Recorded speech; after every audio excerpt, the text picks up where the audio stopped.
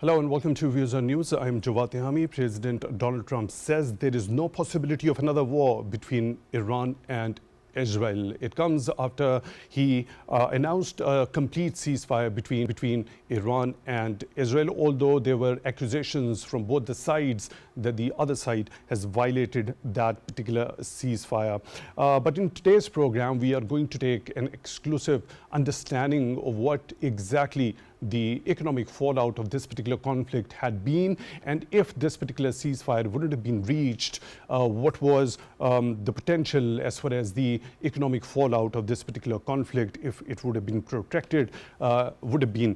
We'll also be looking at how did it actually impact the oil markets, the other markets, as well as was there any sort of trade disruption? Had it continued for a longer time, what sort of impact it would have on global economy? There were estimates that if it goes for a longer time, a global recession was imminent, and also specifically talking about the two biggest economies in the world, including the United States of America and China. What could have been the fallout for both of these economies? Subsequently, how the impact affecting both of these biggest economies in the world would have impacted their economy and also the global economy overall. What could have been the impact on the consumers of both the biggest economies in the world? Also, when we talk about that hit that was taken by the oil markets, how the impact would have been manifested as far as the oil importing countries are concerned. Since this particular ceasefire has been reached, it seems to be holding, and with this particular latest statement by President Donald Trump that there is no possibility of another war between Iran and Israel. So should we be expecting that this is the final ceasefire and there is going to be no, not even a single skirmish between the two countries who have been through this 12 days of war? To discuss all this particular important development related to what President Donald Trump has most recently said, as well as things which I've already mentioned, we are on to being joined in the studio by Dr. Usman, his advisor economy at the Center for Aerospace and Security Studies. Dr. Chohan, thank you very much for your time, for being with us on the show tonight. Really appreciate that. Also in the studio, we are on to being joined by Mr. Air Commodore retired BasitRazaAbbasi, Senior Analyst. Commodore Abbasi, thank you very much for your time also for being with us on the show tonight. Really appreciate that.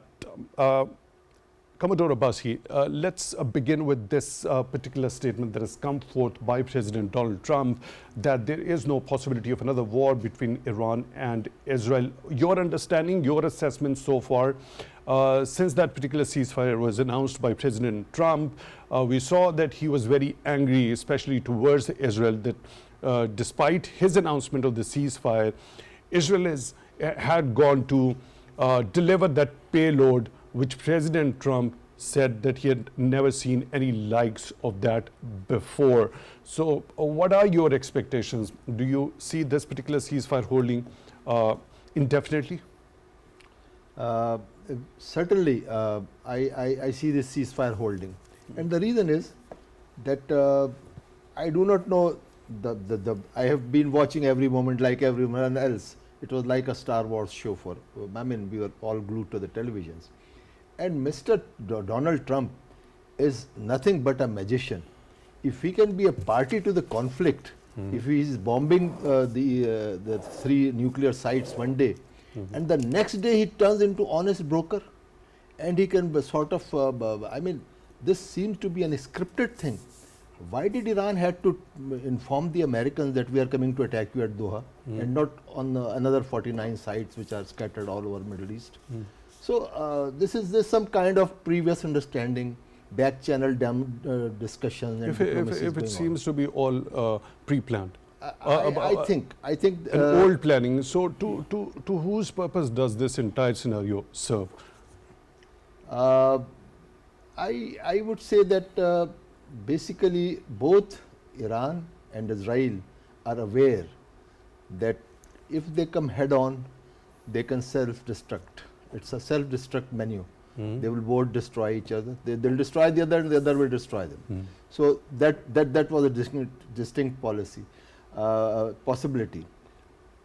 I am not including the nuclear option in it, because the difference between Iran and Israel is that Israel has nukes and Iran doesn't have it so far, not yet.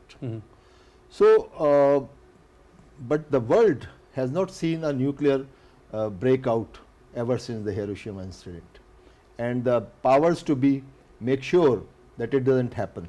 And we saw it in the Pakistan-Iran conflict, and we saw it now. Right. So, if you take the nukes out, then both Iran and Israel can sort of damage each other irrevocably, because Israel is very powerful. It has the mightiest, I mean the best of the weapons that Americans have. They have donated it to Israel, and Israel is not only the recipient, but also they're part of that that manufacturing and development process of many of those high-tech equipments.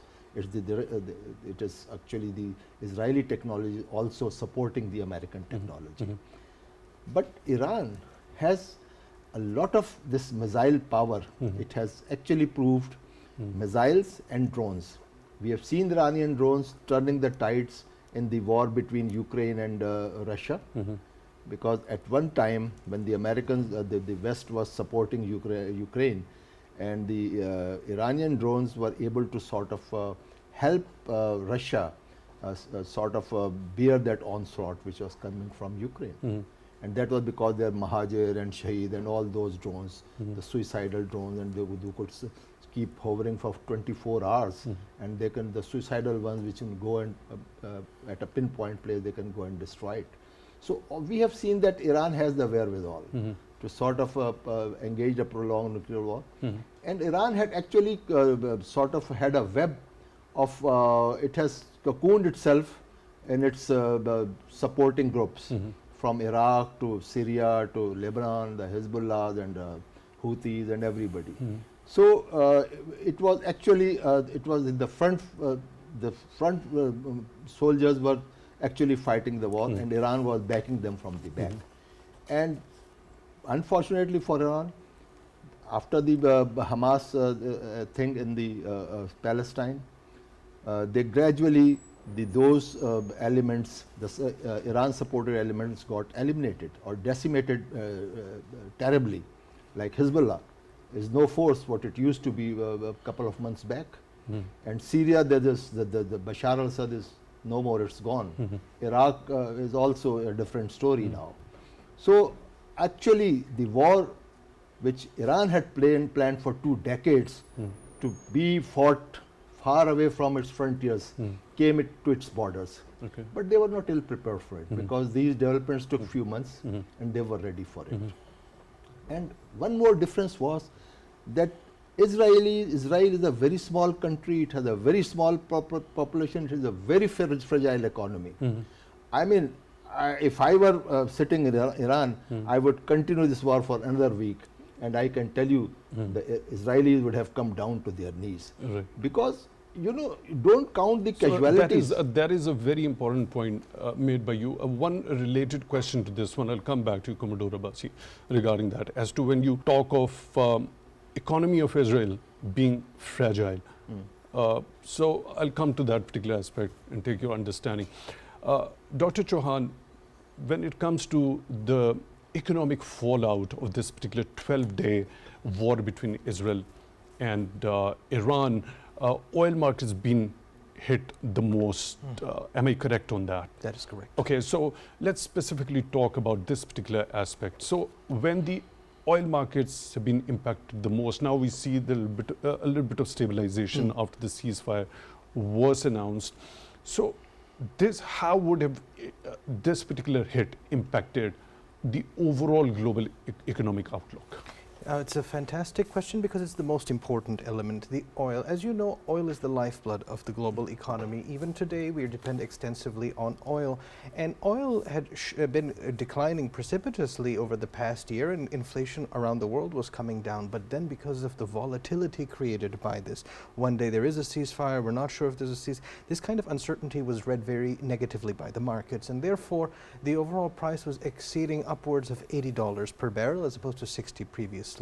This created a big fear because it's not just that oil produced by Iran matters, but also that were they to mine the Strait of Hormuz, then Saudi Arabia, Bahrain, Qatar, all of these countries would be affected, and they would no longer be able to gain from the increase in the price of oil because they wouldn't be able to move it out to international markets.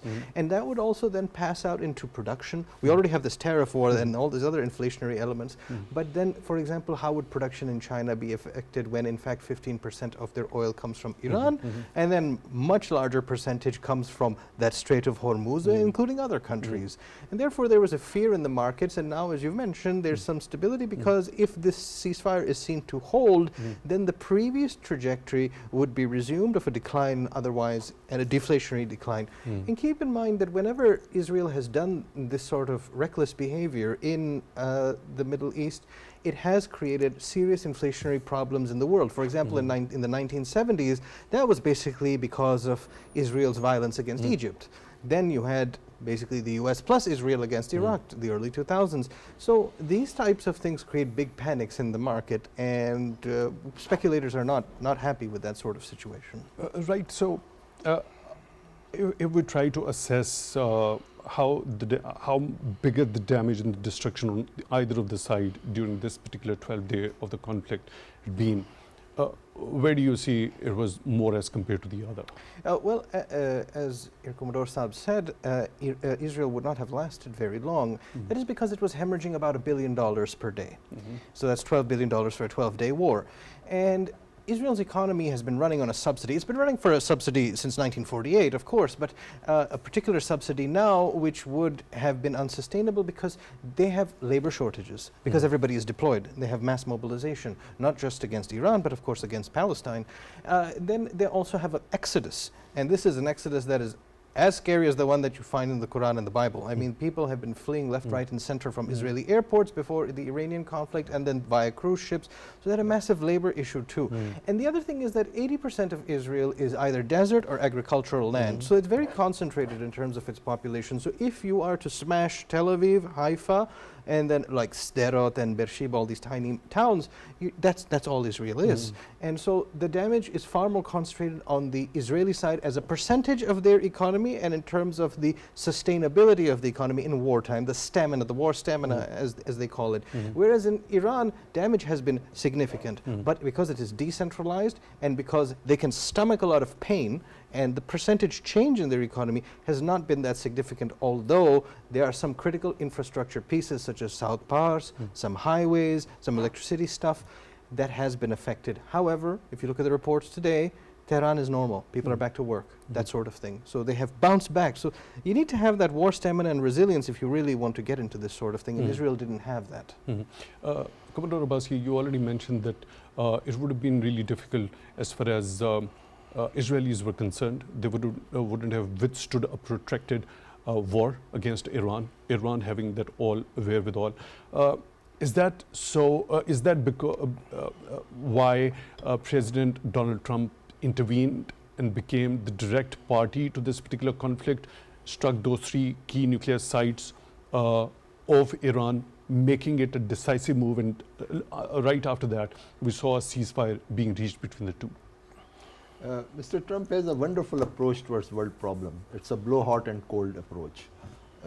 He's very hot at the moment, and the next time he's very cool, as we saw it here. I mean, he was very angry with Iran, and he was asking Iran to surrender. And the next day he said, no, it's a good people, and I have brokered the peace with them. So those sort of swift changes have made the world guessing about his next move. I'm one of them.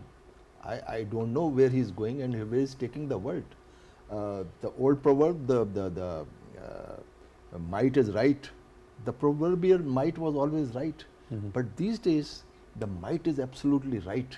And the outreach of air power that we saw in India-Pak conflict, and we saw that B-2s doing an 18-20 hours flight to Iran, from USA to Iran.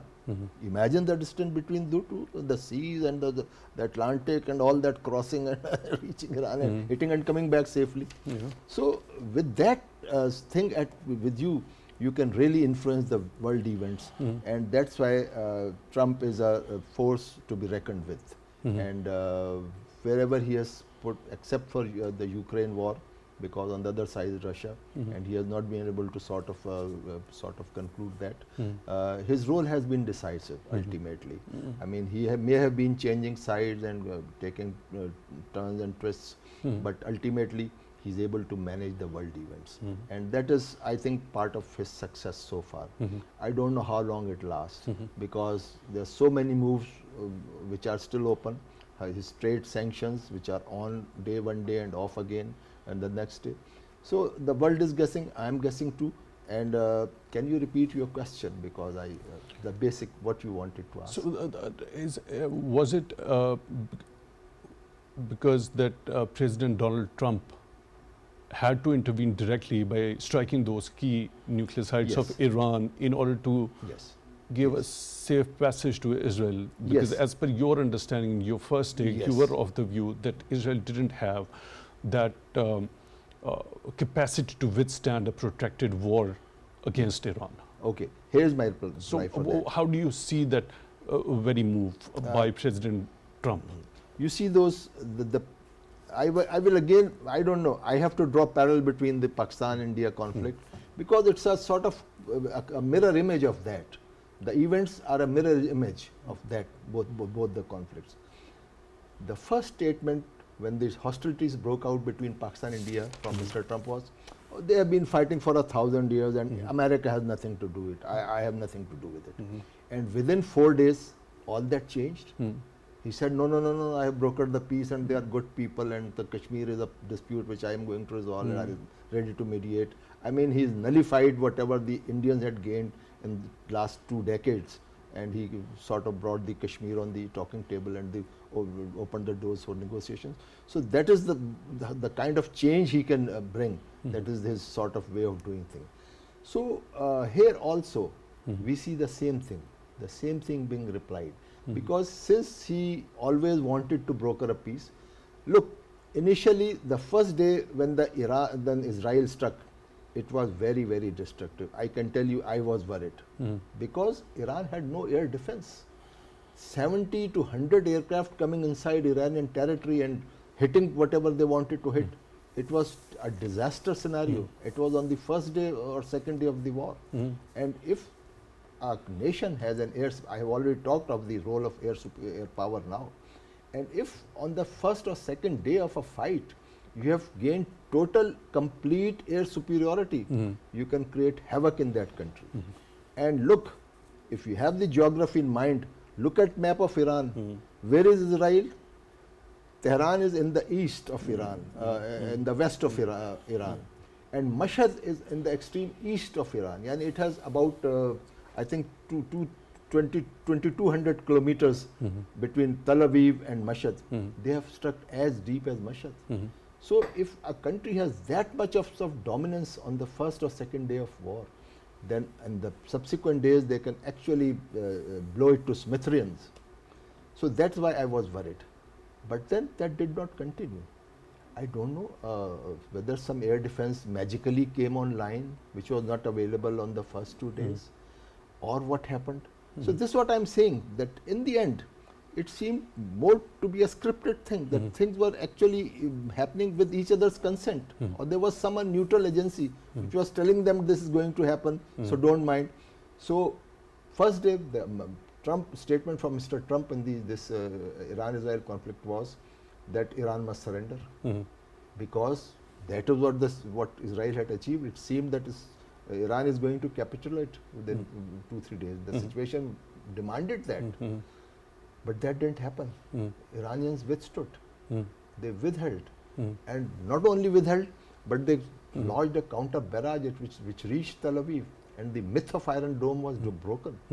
And that's why Mr. Trump With that myth broken, I mean, that, Israel being exposed on that particular front, and also given the fact there has been a considerable loss of human life, also, especially when we talk about the Iranian side, there's been a loss of human life on the Israeli side, but far lesser as compared to what we have witnessed in Iran. So, given those two particular facts, do you still believe that it would have been pre-planned or something which was already pre-decided between all the stakeholders? if not all of it, some of it. Because initially they thought that, you never go to a war unless you're sure of winning. So every country, every sensible person, if he goes to war, he's sure of winning it. Right. It's only down the line that you discover whether you can win it or not. And that is the time when sensible people change course. Right. Because if you are dogmatic, if you're still stuck to your guns, you are going to destroy yourself and you're going to destroy your nation. Right. Commodore Abbasi, we are honored to have been joined by another participant, Mr. ShikohAtif, senior economist, joining us on phone line. Mr. Atif, thank you very much for being with us on the show tonight. We really appreciate that. Now, let me quote a statement by Moody's Analytics chief economist Mark Zand. The economy is vulnerable to anything that could go wrong, and this qualifies as referring to this particular recent conflict between Iran and Israel. First of all, I want your understanding regarding as to the current vulnerabilities the global economy is faced with. Also, when we talk about the IMF World Economic Outlook, the global GDP growth expected to slow down to 2.8% in year 2025. Given those particular stats by the IMF and also that particular statement by Moody Analytics chief economist, what's your assessment? How bigger an impact do you think this particular conflict, had it gone for a longer time unchecked, would have on global economy? Certainly. So the Moody statement could be summed up, and their concern could be summed up in one word. That is oil. So the major concern with this conflict was the price of oil and the supply of oil and how that would impact the global economy. So on that note, actually the US, which actually already supplies 2 out of every 3 barrels brought to the international market of oil are United States production. They've also surpassed Qatar in LNG production now. So what they have done is they're trying really hard to keep a lid on the oil supply and like not making sure that oil is supplied freely across the globe. So that was the major concern of Moody's, that the oil supply would be jeopardized. Also, what the impact of the threat of Iran, that the Strait of Hormuz would be shut down and the supply would be. So in deeper quarters, actually the US was rejoicing at that threat as well, because 40% of China's oil actually flows through the Strait of Hormuz. So they're like, okay, you want to close that Strait of Hormuz, you will be impacting China a lot more than the US. A lot of it, behind a lot of the... Seek your pardon for the interjection over here. While there was, the Iranian parliament gave an approval of a plan to block this Strait of Hormuz, the Secretary of State also urged China to stop Iran from not making that particular move. And as per your view, if US was rejoicing on that, why would the Secretary of State urge China to impress upon Iran not to make that move? That's a good point that you make. But earlier on, you folks were talking a little bit about what they're saying publicly and what they're saying privately to each other. And this is one of those statements, Of course, the U.S. really wants free flow of oil all across the globe. But if there was, the point I'm trying to make is, had the Strait of Hormuz been closed down by Iran, it would have impacted China a lot more than it would have the U.S. or other countries. And just for that reason, it was like heads we win and tails we win as well. So The US was sitting pretty, and they were okay with whatever. But Donald Trump's focus right now is a couple of things, and that was the concern. And one is free flow of oil. Even just yesterday on X, he said, "Drill, baby, drill," which is the mantra of his mantra that the supply has to be increased world over, but also in the US. So oil prices have not been as low as they are right now since the year 2021 globally. So that's the one thing. That was the major concern of economists that you quoted just now. So that they have managed to do a pretty good job. All of the leaders involved, they've been able to do a pretty good job of navigating through the oil price dilemma. So oil prices they've been able to keep them down, and they are really low right now. The other thing that that's Please go ahead, finish your thought, please. Just on the other score that you pointed out, I forgive me. So this was what the economist that Moody said. There was another question that you touched upon, Jawad. Sorry, it's on my mind right now.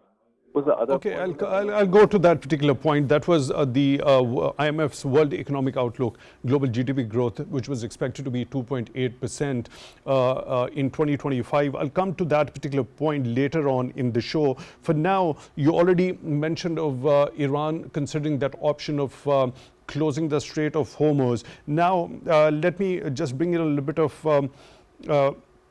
a couple of stats from the US Energy Information Administration that talks that roughly 80% to 90% of the oil exported by Iran went to China.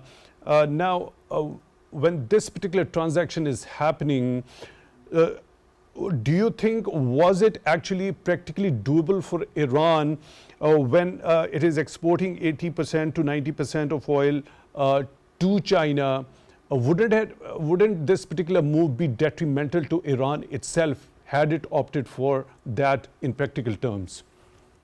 Of course, you're absolutely right. They would have certainly axed their own foot, economically speaking, but they would have also really hurt China because 40% of China's energy comes from Iran. So yes, they would. The only reason they would have made that move was that okay, well, we are sinking, but we will impact the global markets heavily as well. So because of that, because China would have had to substitute its the supply that it's demanding from elsewhere from global markets, and that would have really pushed the prices of oil in the summer season higher globally. Right. Okay, so Mr. ShikohAtif, now coming back to that particular point of the IMF World Economic Outlook, global GDP growth expected to slow to 2.8% in 2025. Had there been no check to this particular conflict between Iran and Israel, had it gone for a longer time, we'd also seen earlier those massive tariffs which were imposed by President Donald Trump. Given that particular fact, in view and also vis-a-vis this particular the stat that has been given by International Monetary Fund, how bigger an impact this particular combination of that particular tariffs which were imposed by President Donald Trump and this particular conflict in the Middle East would have in tandem with each other on the overall economic outlook, and especially when we talk about the two biggest economies, the US and China in particular, other than this particular aspect of oil markets? For sure. So you just hit the nail on the head. It is this relationship between the US and China that is the most important one to look at. Now that the tariff clouds are clearing up a little bit, we are actually getting an insight into the mind of Donald Trump a little bit. What did he want to actually achieve with all the tariffs and with everyone, every second country passing by is being tariffed? Now that it's clearing up, now economists believe it was always all about China. So now tariffs have been put on hold or have been like really minimal all across the globe. May it be Europe, may it be China, may it be Canada, may it be many other countries. But where tariffs are sticking and where the US is really impacting again, is, as you put it, it's a China relationship. So it's now that it is really difficult to predict, even for people very close to him, what Donald Trump is thinking. But it was always about China tariffs. So now, as you look at this relationship between tariffs and this war right now, let me just, and with IMF's prediction on the slowdown in the global growth, I will also add one reason. And had this had this war not been controlled, it would have led to stagflation, by which I mean the prices of everything would have gone up, but the growth would have stayed very minimal.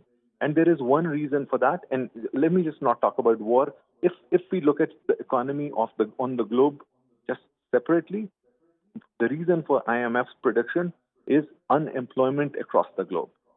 So we are too many people, and we are in the middle of change towards artificial intelligence. In Canada, in the U.S., especially in China, and of course all across the globe. It is because these job opportunities are being reduced.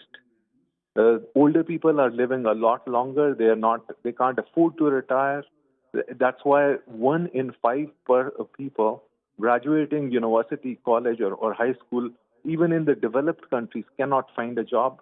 So the IMF's prediction, minus tariffs, because so the worst thing that can happen to an economy, and the reason for IMF's prediction, is uncertainty that Donald Trump creates. Everywhere he goes, he creates uncertainty. So a part of it is Donald Trump and the uncertainty he's created all across the globe. And the other one, to my mind, is unemployment, which is rampant all across. Right. So do we understand that this particular combination of this tariffs imposed by President Donald Trump and this particular conflict here in the Middle East would have led to a global recession? And if so, how would that recession have manifested on different dimensions? Of course. So absolutely, it would have led to a recession. I mean, lots of people say all a recession is 2 continuous quarters without growth or a decline. And a lot of us believe that many countries, even in the developed world, have been going through a recession recently. Even in the U.S., there has been, and even in Pakistan and all across the globe, there has been a tremendous push to use monetary policy to stimulate the economy. Here, there has been a tremendous battle with Donald Trump pushing and pushing and pushing for the Fed chairman to cut interest rates. Now, I know that Pakistan has done a very good job of bringing interest rates down as well. But what that helps with is 2 things. One are debt payments, and the second is it gives incentive for investors to invest in productive assets like large-scale manufacturing. Now, large-scale manufacturing is really going down in the U.S. as well. And so it's a similar area, a similar situation of a lack of growth just generally. But you make an excellent point where you say that had this war escalated and had the tariff thing, where it comes to an end, no one knows. But I think the end is close on the tariff discussion, because I think it's just going to stick with a couple of countries like China and India maybe, and the rest will be just something that Donald Trump threatens everyone with across the globe. Right, Mr. ShikohAtif, senior economist, joining us on the phone line. Thank you very much for being with us on this show. Dr. Chohan, your assessment, this combination, tariffs and this particular conflict in the Middle East, would it have manifested in form of a recession, and what were the odds in that sort of a scenario? It was almost guaranteed to have resulted in a recession were it to have continued. And you can anticipate from that Trump would have a very difficult time retaining office, and Congress would have swayed entirely towards the Democrats by the midterms in 2026. And the reason is that already the American consumer is having a hard time. The Fed chairman has said that I will not take any pressure on this, and I do think we need to keep rates high because we still have to absorb the damage from the Liberation Day tariffs and so on.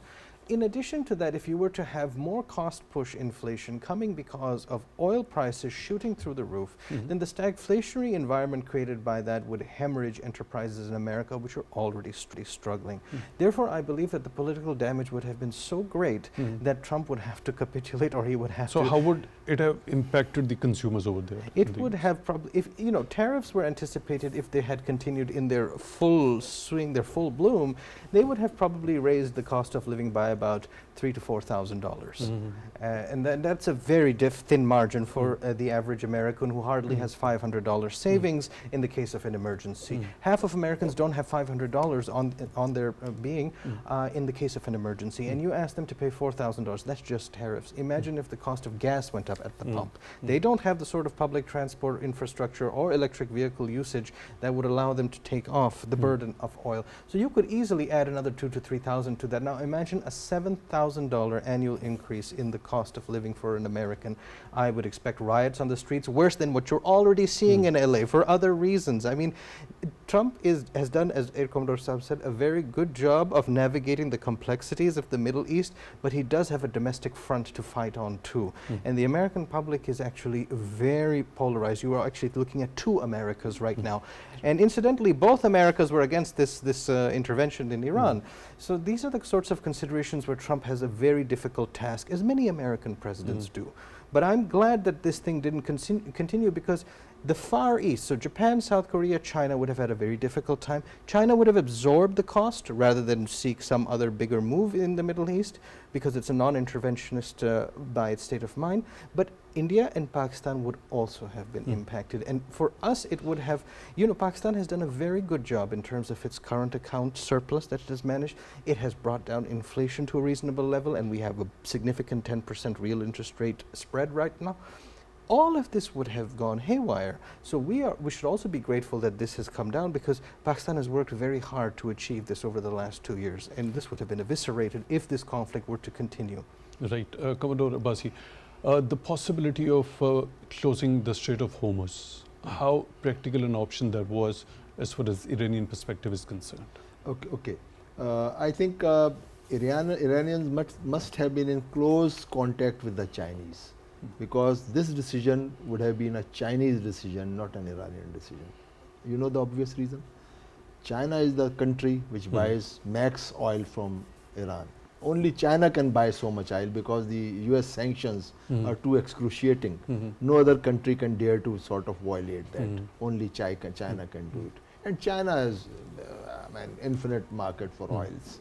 It takes oils from Iran. So I think, yes, Dr. Saab has said, I agree with him, that it would have sort of give a sort of a very severe blow to the US economy also, if the oil prices were to rise internationally, and the American consumer would have actually risen against it. It would have created difficulties for Mr. Trump.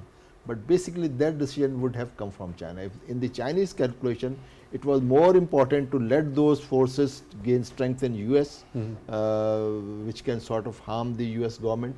China would have perhaps agreed. But to my mind, it didn't seem likely, because China would perhaps suffered more, because this oil is so important for its economy, which is also not that robust now, which it used to be few years back. So they have sort of a belt tightening in their corner, and they have to make sure that their engine keeps rolling. So these are a few points on this. This is the two expert economists have spoken. And how do you assess this particular statement by President Trump that China now can continue to purchase oil from Iran? Then soon after that, there was a clarification by the White House as well that there was no change as far as sanctions were concerned. That is true. And let me bring a point here. As you said that why it is going to last. Because America has something to offer to everybody. To Israel, it has offered that, look, you wanted to destroy Iranian, those 3 facilities, we have done it. So keep quiet, your task is done. To Iranians, they must have said, well, either we will waive the sanctions, which the president have the power to do, he can waive certain sanctions, or he can look the other way. The sanctions can stay there, don't touch the sanctions, but don't, if somebody is worrying, just look the other way. So this kind of sweetness must have been given to the Iranians. And look, there's a very significant change which has taken place. Both Israel and US once talked about change of regime. Now the change of regime has gone out of the lexicon. You know, so these are the changes. These are the subtle, not subtle. They are very distinct changes, very major changes which have taken place. So this how. And let me sort of sum up few of the things which we discussed, but we didn't sum up. America intervened in Iran and Pakistan-India conflict because they could see that Pakistan is going to give a very, very damaging blow. It had already humiliated India, and now if the war had protected, India would have been more severely damaged. And same was true for Israel. If the war had continued, Israel would have, I am very sure they couldn't last for, and why were the Iranians firing 20 or 30 missiles? If you have 3,000 missiles, you 200 every day, because the Iron Dome has its limitations. They needed a mass raid, because they could, if they are 20, they can sort of catch 19. But if they are 100, they can not catch more than 60, 70. So that is what have been their philosophy. You know, these are the principles of war. When I said that why did Iranians inform Americans that we are going to Doha, the principle of war is surprise. You keep the enemy guessing that where the enemy is going to hit us, and they pinpointed that we are going to hit here. So it is beat by mind. And this is also true that you sort of don't fight wars like this. Why are you holding your arsenals when you know you can give a death blow to the enemy? And this would have been a death blow. If a mass raid of missiles had gone on to Israel, it would have been a death blow for Israel. I can assure you that. Right. Dr. Chohan, very quickly your closing comments regarding as to impact on aviation sector. We saw the airspace being closed also. So what sort of an impact it already had during those 12 days of war, and what was likely to happen if it had continued as far as the closure of the airspace and the impact on aviation sector is concerned? It's an excellent sector to focus on because it is one of the most vulnerable to such a conflict. One is the banning of airspace, not just between Israel and Iran, but you know, Qatar had a very difficult time, and Qatar Airways is a very big airline, a major airline. But also, if this had endured and oil prices would have risen, then the cost of aviation overall would have been impacted. Aviation is very fuel dependent. And so passenger disruptions, Israelis having to flee on cruise ships, all of this chaos, one of the most cyclical sectors, aviation, and therefore that would have been particularly damaged. Dr. Usman-Chohan, advisor of economy at the Center for Aerospace and Security Studies, thank you very much for being with us on the show tonight. Really appreciate that. Also in the studio, we were joined by Mr. Air Commodore retired BasitRazaAbbasi, senior analyst. Mr. Abbasi, thank you very much for your time also for being with us on the show tonight. Really appreciate that. With that, we come to the end of today's episode. Till one, take good care of yourselves.